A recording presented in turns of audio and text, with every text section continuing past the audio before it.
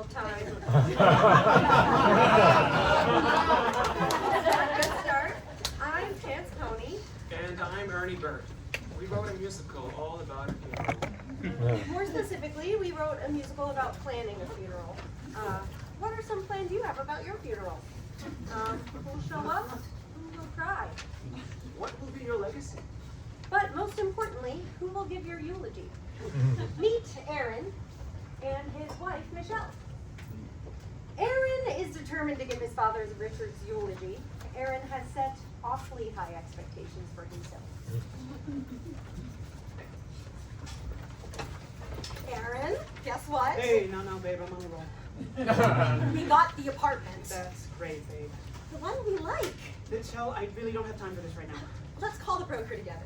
It'll make you feel better. Babe, I have flowers arriving at 3 p.m. I don't have anyone to pick up Uncle John. I need to practice his eulogy. I completely rewrote the final 7 pages last night. How long is it exactly? And then that so-called funeral director brought the wrong body. Babe, it sounds like you're having a traumatic episode. You tend to do that. How about you ask your brother to do the eulogy and to get a little stress off your plate? What? You know, just because you've got a lot of stuff. I have to give this eulogy for Dad. Why is that?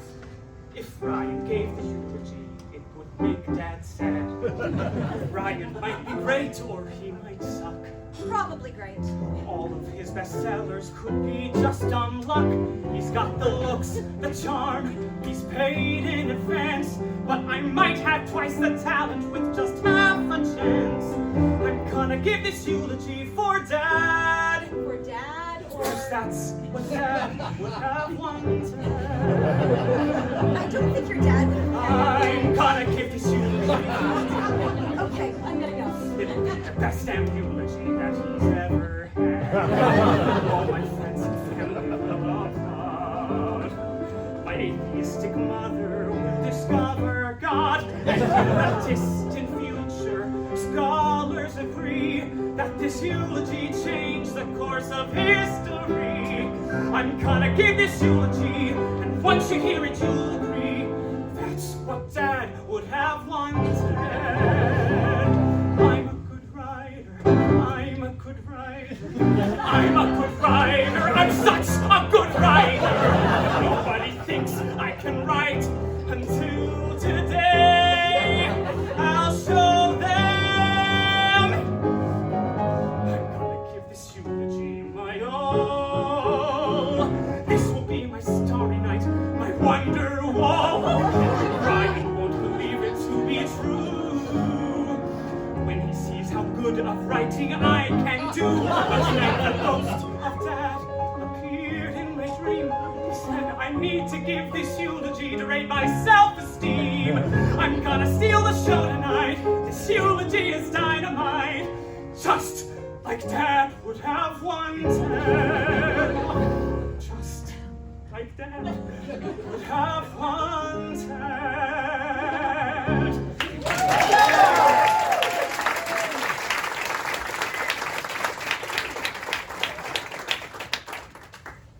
While some plan for the best, others find themselves for the first time without a plan. Meet Marianne, the late Richard's widow. As the wife of a decorated Republican senator, she's seen far too much. She's usually good at keeping a tight upper lip. For election purposes. But her brother Edward was one of the few people that could get her to open up. In this song, Edward sits beside Marianne on the garden bench outside and breaks a long silence. The service should start again any time now.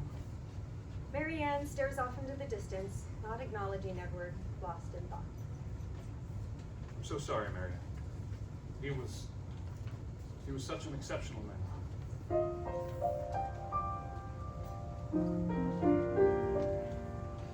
Rich was not the perfect man. Once a day he'd lose some crucial thing. He'd start yelling, Marianne, honey, could you help me find my ring? Sure, I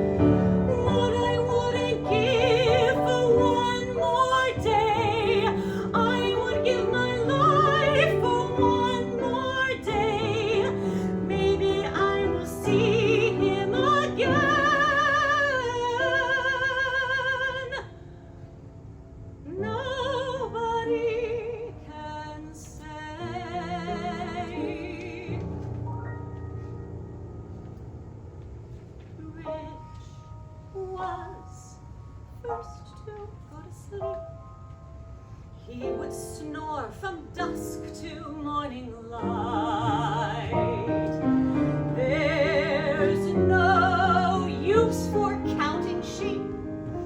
I knew he would keep me up each night.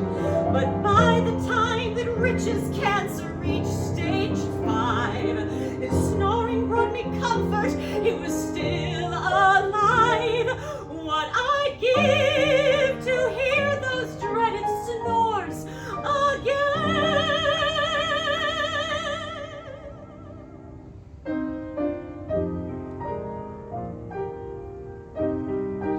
But I guess I never will.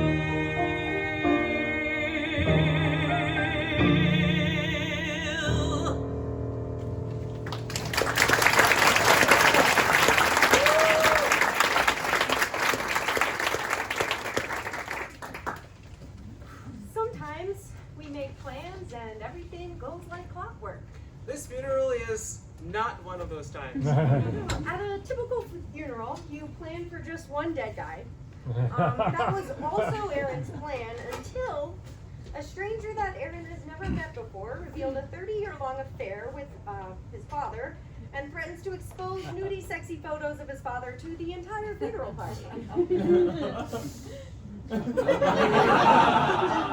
Aaron's more handsome and successful brother Ryan comes up with the brilliant idea to tie up his arms and legs and hide him in the study.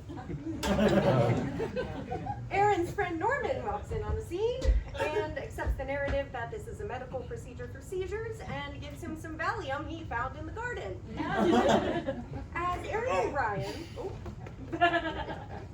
As Aaron and Ryan leave to handle something outside, they get back to find Norman and Jeffrey in the room. And the stranger is now lying unconscious on the floor with a bloody head.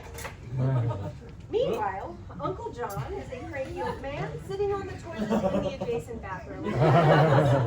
All you need to know for this song to make sense.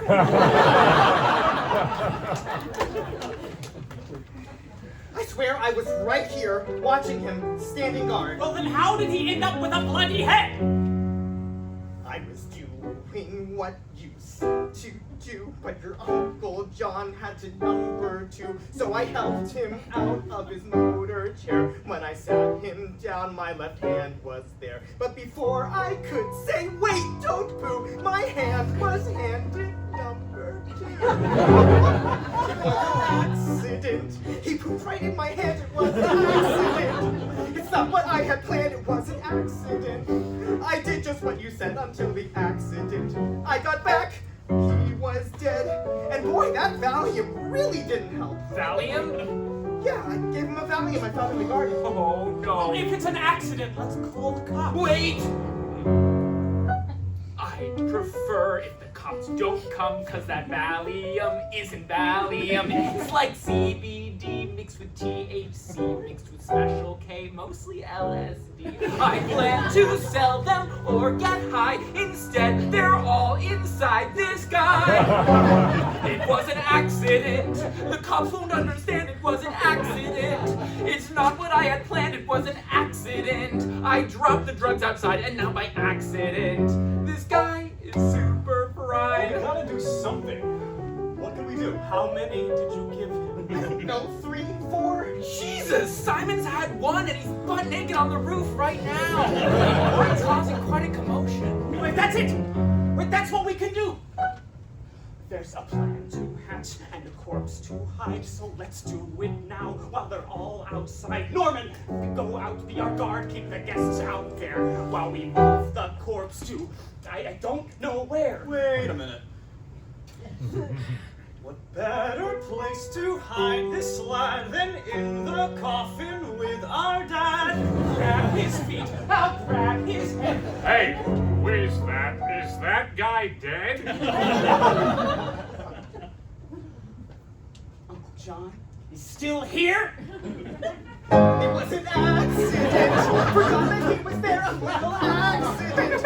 I'll get him in his chair. It was an accident. Don't look at me that way. I did just accident. Today is not our day. It was an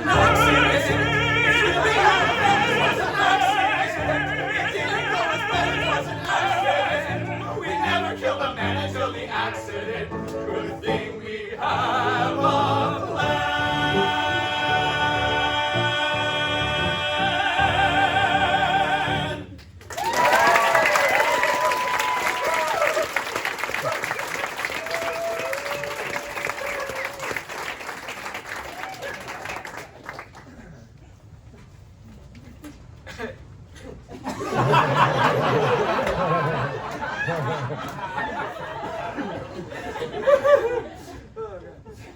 may recall from the last song that someone named Simon is currently naked on the roof. Let's check in with him. Meet Erin's cousin Elaine and her long-term boyfriend, Simon. Elaine's family has high expectations for her future husband, and Simon fails to meet several. Nevertheless, he is here at Elaine's funeral, doing his best to keep it together. Unfortunately, keeping it together is harder than usual because Elaine mistook a highly psychoactive illicit drug for Valium and gave it to Simon to calm his nerves. And so naturally, Simon finds himself completely naked on the roof, feeling the sunshine on his bare skin. That's when he thinks he sees Elaine kissing another man. Feelings of inadequacy reach their pinnacle as Simon, fully naked, goes into a rather loud frenzy. No! No! No! Simon! No! Simon, please! I'm not good enough! Not for you! Not for your father! I'll never be good enough! Don't be ridiculous! I'm gonna jump! God! Simon! Why not? Please! Who here would miss me? Before you jump, for heaven's sake, think through it. 'Cause if you go, my heart will break. Don't do it. Don't kill yourself for my mistake when I'm the reason why you're standing naked on my uncle's roof, about to die. Sometimes there's stuff to talk about. Let's do it. Sometimes the only passage out is straight through it. I never thought that I would see you naked on a roof. Now all my friends and family see you're naked on a roof.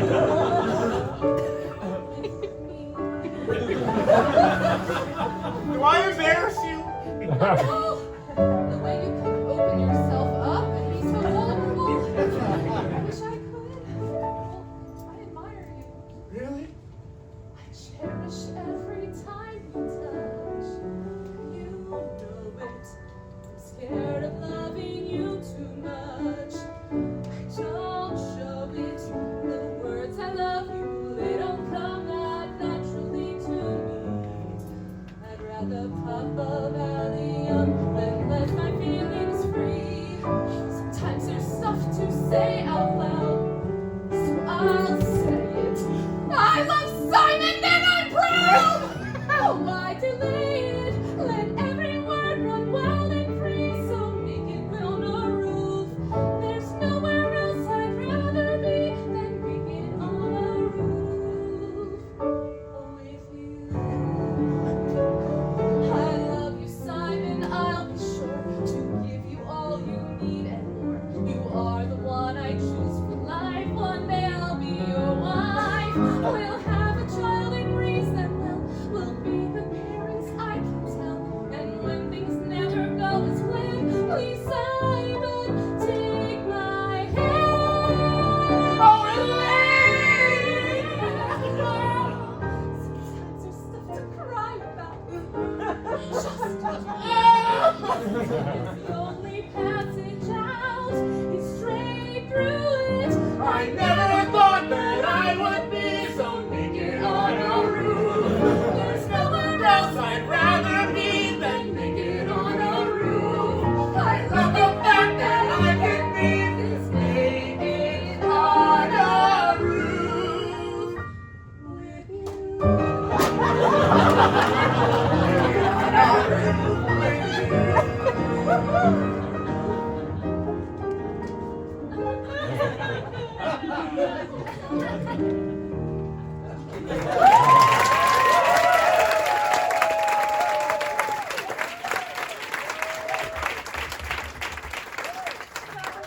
That's our show so far, and we hope to keep making it. If you'd like to see more, please follow us on socials, give us money, and introduce us to important people.